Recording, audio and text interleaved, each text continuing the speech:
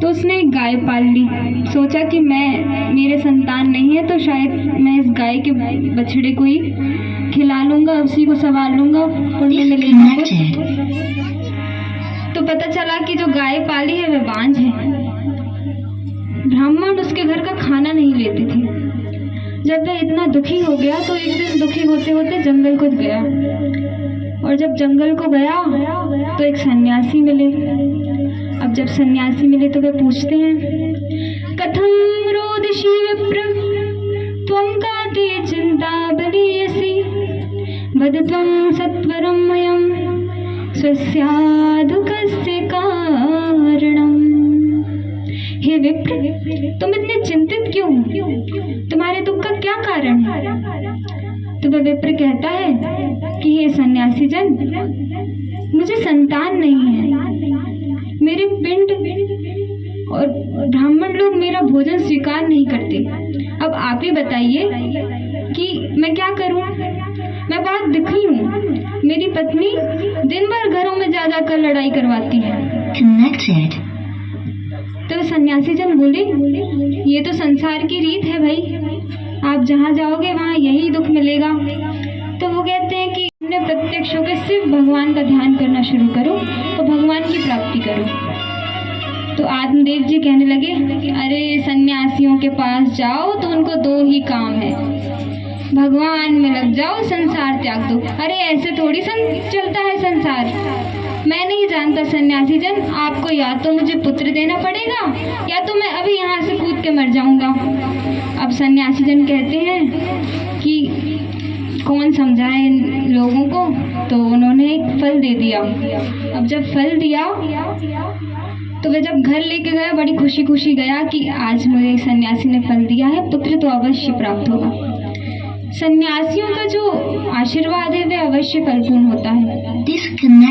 इसलिए कभी भी सन्यासियों का जो है अपमान मत कीजिएगा, क्योंकि ऐसा है कि फल जो आशीर्वाद का मिलता है उतना ही श्राप का भी बराबर मिलता है, और किसी का दिल दुखाने से बड़ा जो श्राप है उससे बड़ा तो कुछ है ही नहीं।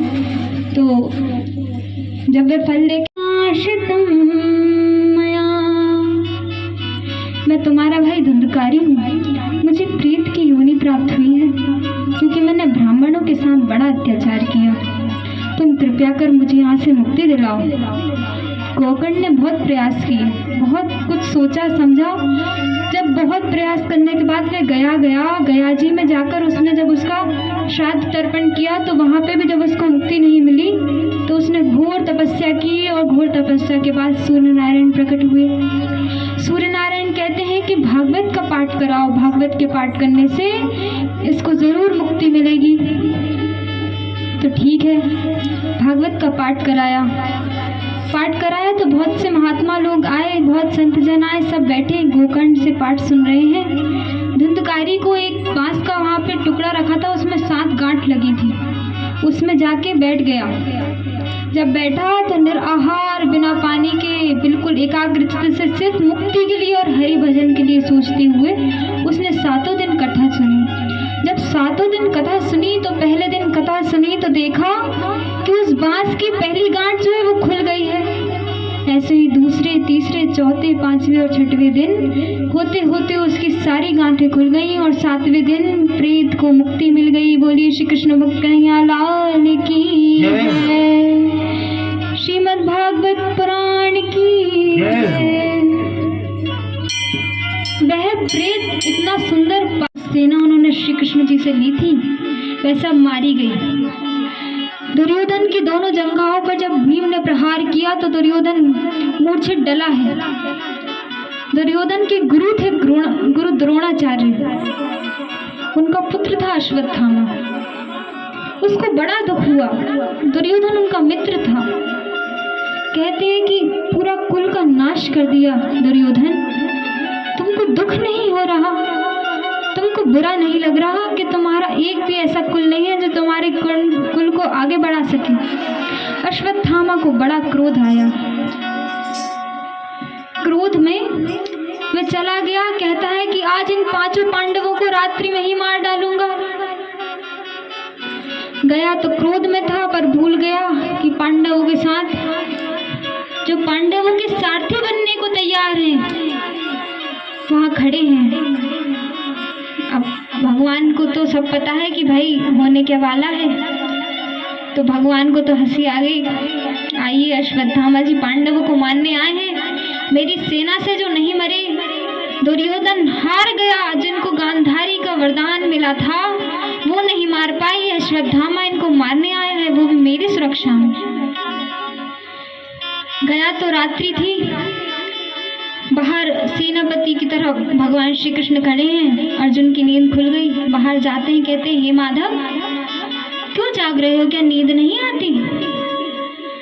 तो भगवान श्री कृष्ण कहते हैं कि आज ना घूमने का बड़ा मन कर रहा है, आओ अपन सब घूम के आते हैं। आकर युद्ध तो अपन ने जीत ही लिया है। तो गए तो पांचों पांडवों को ले गए और पांचों पांडवों के पुत्रों को वहां पे लेटा दिया। कैसे एक पुत्र का विरह वो सहन कर पाएगी?